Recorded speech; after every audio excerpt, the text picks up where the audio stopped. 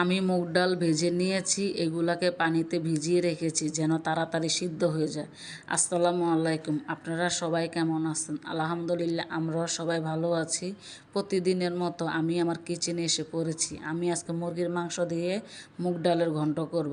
তো চুলার মধ্যে একটা পাতিল বসিয়েছি, তার মধ্যে সরষের তেল দিব। সরষের তেলটা গরম হলে পেঁয়াজ দিয়ে দিব। পেঁয়াজটাকে একটু লাড়ার পরে মাংসগুলো দিয়ে দিব। মাংস দিয়ে মাংসর মধ্যে আমি স্বাদ মতো লবণ দিব, হলুদের গুঁড়ো, মরিচের গুঁড়ো, জিরার গুঁড়া, ধনিয়ার গুঁড়া, আদা রসুন বাটা দিয়ে মাংসটাকে কষাবো। কষানোর পরে এখানে একটু পানি অ্যাড করবো। পানি অ্যাড করে এটাকে ঢাকনা দিয়ে 10 মিনিটের জন্য ঢেকে দিব, যেন মাংসর ভিতরে মশলা ঢুকে খেতে ভালো লাগে।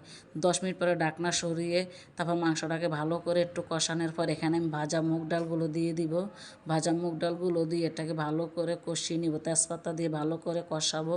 কষানোর পর এখানে আমি পানি দিয়ে দিব।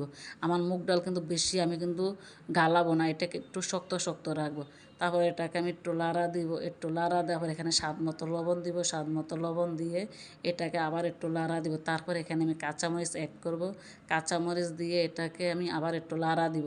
তারপর এখানে আমি ভাজা জিরার গুঁড়া দিব। ধনিয়া পাতা ছিল না, তার কারণে দিতে পারি না। ভাজা জিরার গুঁড়া দিয়ে এটাকে আমি নামিয়ে নিব। তো সবাইকে আল্লাহ হাফেজ।